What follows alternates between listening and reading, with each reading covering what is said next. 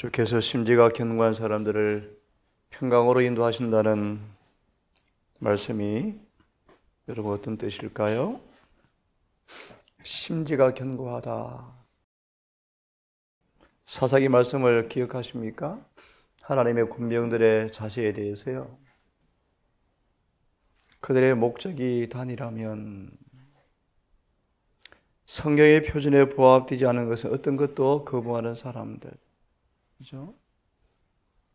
우리 주님의 생애 교회정은 사군처럼 죄를 지키보다 죽음을 택하는 그런 심령들. 요셉처럼 명예와 평판이 들어오질지라도 결코 악의 권세에 굴복하지 않는 그런 견고한 사람들. 어떻게 그들은 심지가 그렇게 견고했을까요? 그죠? 다니엘처럼 꿈도 꿀 수 없는 얼마든지 핑계거리가 많은 그 한복판에서 뜻을 정하여 자신을 더럽히지 않기로 뜻을 정하는 그 심지가 견고한 경험이 오늘 기도처럼 우리 모두에게도 있게 되기를 바랍니다. 그분의 사랑을 경험하고 주에게 거각함과 그 비참함을 경험하고 다시는 가서 죄를 짓지 말라. 더 심한 것이 생기지 않도록 주님의 사랑에 강건하시는 은혜를 통하여 회심의 경험을 통한 죄악에 대한 깊은 자각을 통하여 우리 심지가 늘 견고해져서 늘 주의 말씀 앞에 흔들리지 아니하는, 요동하지 아니하는 충성하는 그런 마음 순종이 있게 되기를 간절히 바랍니다. 귀 있는 자는 성령이 교회에 들어게 하시는 말씀을 들을지어다. 우리 어제 보았습니다. 이 바리새인과 사두개들의 공회에 성령께서 정인으로 참석하셨습니다. 욥기 38장의 말씀 기억하시죠? 여기까지 살아온 파도를 주님께서 모래로 개간을 삼아서 여기까지 오라고 명령하셨죠. 그런 성령께서 공회에 참석하셔서 어제 본 것처럼 이사야 5장처럼 포도를 위하여 포도원 주인이 할 수 있는 일을 다 하셨어요. 어제 보았죠. 그들이 이렇게 마지막으로 외칩니다. 우리가 어떻게 하랴. 성령의 확실히 얼마나 강한지 느끼고 깨닫는데 어떻게 하랴. 전이 기억이 납니다. 발람처럼 벨릭스 베스도처럼 그들은 떨었지만 굴복하지는 않았다. 민수기 23장 10절에 보면 발람이 선택된 이스라엘 백성들의 진영을 바라보면서 이렇게 외칩니다. 아, 나도 의인같이 살고 싶다. 죽음이 가까운 것을 예감한 발람이 이제 죽겠구나 라고 예감한 발람이 의인처럼 살고 싶고 그들의 종말처럼 되기를 원하노라 라고 감동을 받았는데 부자 선지자 451페이지는 그렇게 말합니다. 그러나 의인의 생애를 살기로 선택하지는 않았다.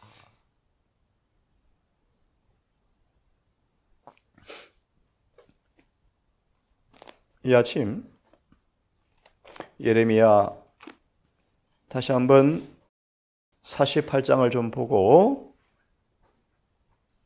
시작하겠습니다. 예레미야 48장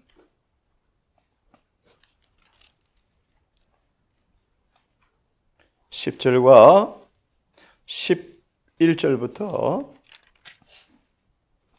있는 말씀입니다. 다시 한번 이 아침에도 귀에 있는 사람은 성령께서 교회에 들어게 하시는 말씀을 들을지어다.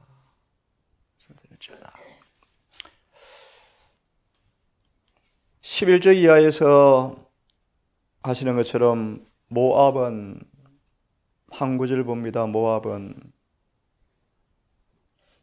옛날 맛이 그대로 남아있고 냄새가 변하지 아니하였다라고 성경은 기록합니다.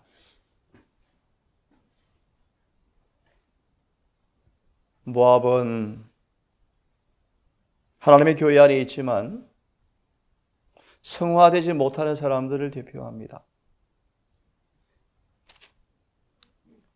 평안하고 포로가 되지 아니하였으므로 스무나를 거쳐서 버가모로 올 때 사단이 전략이 바뀌었죠. 핍박을 거치고 교회가 세상에서 평안하도록 환경을 만들어주자 버가모 교회가 되어지죠. 그죠? 다윗이 세속의 번영 가운데 교만해지죠. 대부분 그렇습니다. 대부분.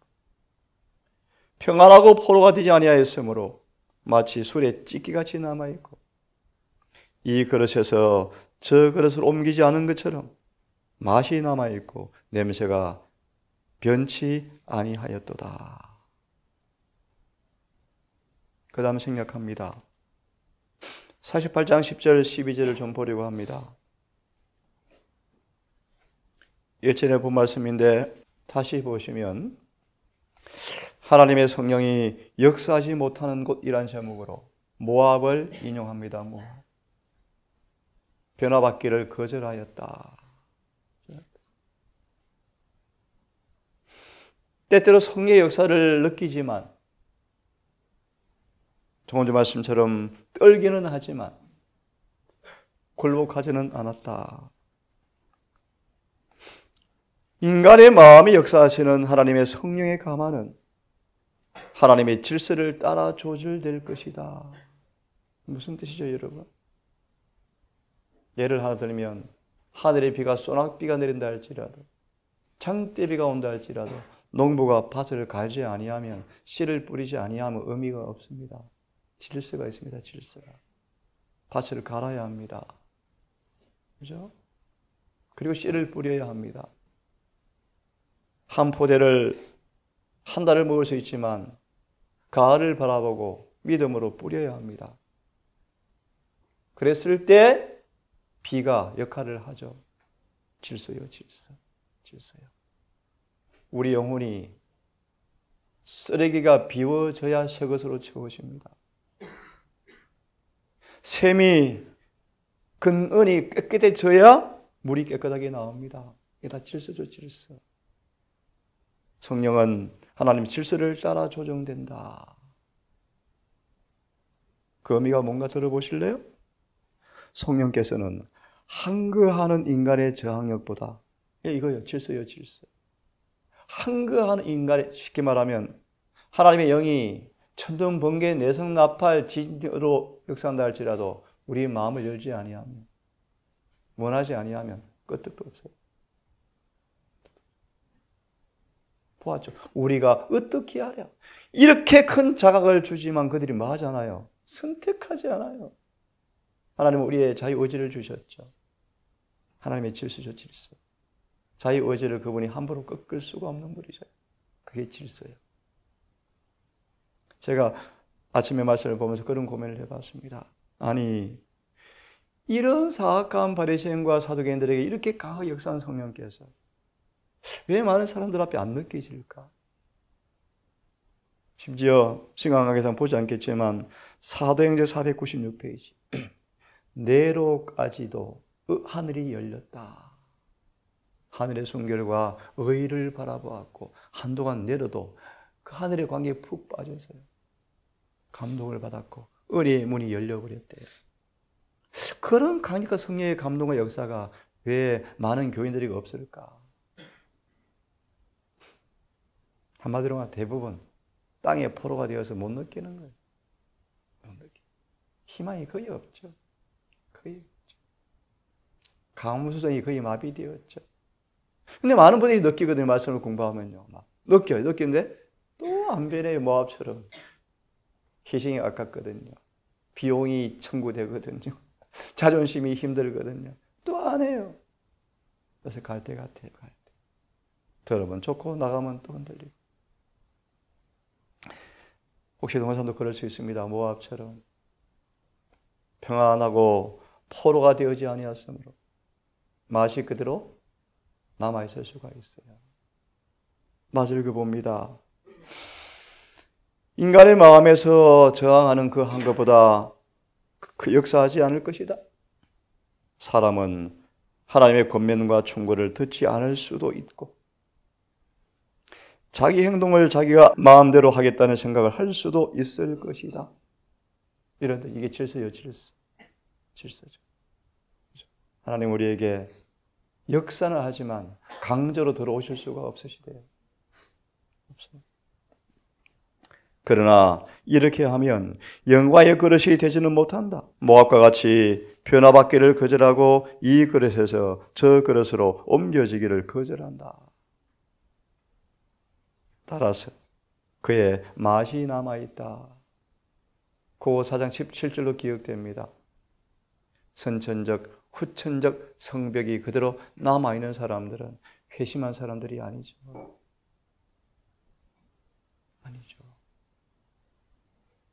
맛이 남아있죠. 옛날 기질이 그대로 남아있죠. 성벽이 남아있죠. 그래서 저는 이렇게 말합니다. 옛날 옷에 새 흠급을 기우는 사람들. 번역은 틀렸어요. 보면은요. 본성에 진리를 접붙인 사람들. 이 번역은 맞지 않습니다. 옛날 성품 그대로 가지고 있으면서 진리를 붙잡고 있는 사람들. 조금 색칠해가지고 파란 색깔, 빨간 색깔, 조금 착해지고 조금 부드러지고 이런 모습을 의미해요. 본성에 진리를 그대로 붙잡고 있는 사람들. 정확하게 번역하면 내 속 마음이 변화되어서 정결하게 되어서 진리가 나를 지배하는 사람으로 계속 변화되어야 되는데 진정으로는 회개와 자아 굴복이 없이 진리를 수용하는 사람들 뜻입니다. 이게 완전한 변화가 없죠. 니고데모장 보셨죠? 수정과 계량이 아니고 재창조다. 그죠? 창조. 마저 읽어봅니다. 주께서 비록 그의 사업과 특권과 기회들과 이루게 될 향상과 발전 등을 분명히 가리켜 보였음에도 불구하고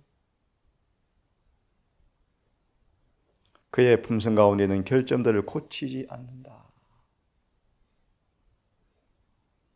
특별히 가롯 유다. 왜 고치지 않습니까? 죄가 과학이 되었죠. 누구나 다 가지고 있는 필수적 속성인데 교회 6권의 말씀 누가 거룩해? 다 인간인데 의인이 없는데 이런 거짓말 때문에 유다가 고침받기를 원하지 않았죠. 다 그런데 뭐. 다 그런데. 그의 품성 가운데 있는 결점들을 고치지 않는다. 오늘 기도처럼 그럼에도 내가 아직도 무엇이 부족합니까? 그의 성실함에도 불구하고 구주께서는 기어코 그에게 한 가지 부족을 드러내기를 원하셨다. 그게 주님의 뜻이에요. 안 하면 죽으니까요. 내 오른팔이 범죄하거든 찍어버리라. 왜요? 불구하되어도 사는 것이 낫잖아요. 너무나 많은 어려움이 있기 때문에 여기요. 너무나 많은 어려움이 있기 때문에 그렇죠? 하늘에 가는 길은 좁은 길입니다. 분명합니다. 협착한 길입니다. 우리의 육체가 불멸의 몸으로 바뀌기 전까지는 전쟁이 안 거칩니다. 한순간도 무방비 상태로 있을 수가 없는 전장터입니다. 예, 다시 말하면 하늘 가는 길이 녹록지는 않습니다. 정언은 말합니다. 많은 어려움이 있기 때문에 그의 옛 생활 방법을 청산하지 못하고 비용이 청구되거든요. 생각과 방법을 바꾸지 못한다. 빌라도는요, 지기에서 쫓겨날까 봐. 바리새인들은 백성들에 대한 존경이 사라지고 예수께로 옮겨질까 봐. 그의 급료가, 그의 목숨줄이 깨어질까 봐. 그래서 냄새가 바뀌지 않습니다. 그들의 결점에 그대로 매달려 있어서 거룩한 봉사사업에 부적합하다. 자신을 비추어 줄 빛에 관하여 자세히 물어보려고 하지도 않는다. 겸손히 하나님께 기도하지 않고, 잘 들어보세요, 미미한 노력으로 그의 의무를 깨닫고 그 의무를 행함으로 생활해 버리고 시도해 버리고 노력은 한다. 그런데 모압처럼 냄새는 안 변한다. 문제가 뭔가? 바리새인과 사두개인들이 신성을 알아봅니다. 예수의 말씀을 깨닫습니다. 성령으로 각성도 받아요. 한가할 수 없는 능력도 받습니다. 어찌할 것까지 받습니다. 그러는 말 하지 않습니까? 굴복하지 않아요. 왜요? 메시아에 관한 그릇된 오해가 편견이 돌처럼 굳어 있어요. 어릴 때부터 주어진 빛대로 안 살아봤어요. 깨닫고 느끼지만 보십시오. 그들의 생활 의무를 깨닫고 미미한 노력도 하지만 변화는 안 돼요. 모압처럼.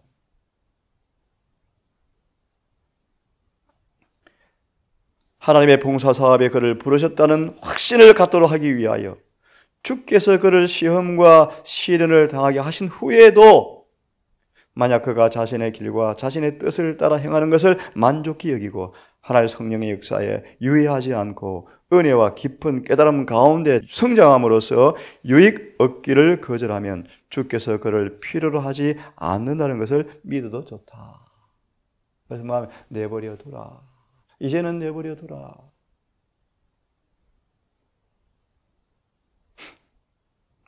왜냐하면 한 번도 받아본 적이 없는 것을 전달할 수가 없기 때문이다. 사람이면 누구나 다 섬기는 자가 되어야 한다. 거룩하게 하시는 성령을 통하여 모든 육체적, 여러분 잘 들으십시오. 그는 거룩하게 하는 성령을 통하여 모압처럼 되지 않으려면 모든 육체적, 모든 도덕적, 모든 정신적 능력을 사용해야 한다.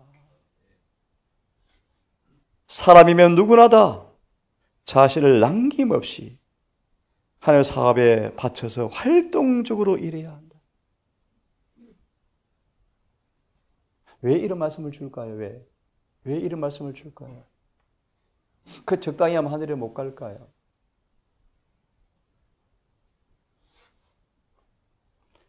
다른 사람들을 도우는 일에 예수님과 협력해야 한다. 그렇죠. 제가 요즘 간절히 기도합니다. 아무리 설교를 몇 그릇고 여러분의 얘기처럼 그렇게 가르친 사람이 없네요 할 정도로 평가를 받을 수 있을지 모르지만 성령이 함께하지 아니하면 아무 소용이 없어요.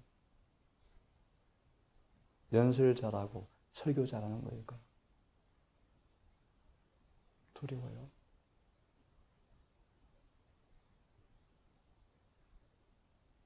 예수님은 모든 사람을 위해서 죽으셨다. 예. 십자가 위에서 생명을 주심으로 모든 사람을 속량하셨다. 모든 사람을 위해서 속량의 값의 집을 되었죠. 다 속량한 것이 아니고요. 속량을 이루어 놓으셨죠. 이렇게 하신 목적은 인간으로 하여금 더 이상 목적 없는 이기적 삶을 살게 하지 않고 우리 아이한테는 늘 이야기합니다. 하늘이 없으면, 영생이 없으면 의미 없다. 우리 의미 없다. 귀찮을 정도로 자주 상기합니다. 기도하자. 말씀 읽자. 방종할 시간이 없어요. 방종했어요. 그렇게 하신 목적은 더 이상 목적 없는 이기적 삶을 살게 하지 않고 자신의 구원을 위해서 죽으신 예수 그리스도께 대하여 살게 하려 함이었다. 모든 사람을 다 목회에 종사하라고 부르신 것은 아니지만 그래도 그들은 봉사를 해야 한다. 달란트를 사용해야 한다. 어떤 사람이 자신을 섬기는 생애를 택하는 것은 성령에 대한 모독이다. 모독이다. 목회는 책을 연구하고 설교하는 것만을 뜻하지 않는다. 그것은 봉사를 뜻한다. 기도합시다. 하나님, 이 아침에는 성령의 역사에 대하여 우리가 보았습니다. 제사장들의 음모라는 챕터를 보면서 바리새인과 사두개인들의 공회에 참석한 성령의 역사를 우리가 보았고 그렇게 또렷한 성령의 역사가 있음에도 불구하고 제사장들은 음모를 꾸미며 구주를 죽이는데 혈안된 사실을 보면서 인간의 지성으로 이해할 수가 없지만 우리 또한 별반 다를 바 없는 모압이 될까 두렵습니다. 하나님, 이런 기록을 보면서 어떻게 저럴 수가 있을까라고 안타까워하지만 우리 또한 주의 포도원에 20년, 30년, 10년을 가하면서도 옛날 맛이 그대로 남아있다면 뭐가 차이가 있겠습니까? 예레미야 18장 10절 이하의 증언의 말씀을 통하여 오늘 주의 말씀을 들었습니다. 오늘도 이 말씀을 마음에 담고 기억하고 상기하고 생활에 적용함으로 이 한날 성령의 역사를 통하여 새롭게 변화받는 하루가 되게 해 주시옵소서. 이 시간도 응급실에서 고생할 우리 노모와 를 기억하여 주시옵소서.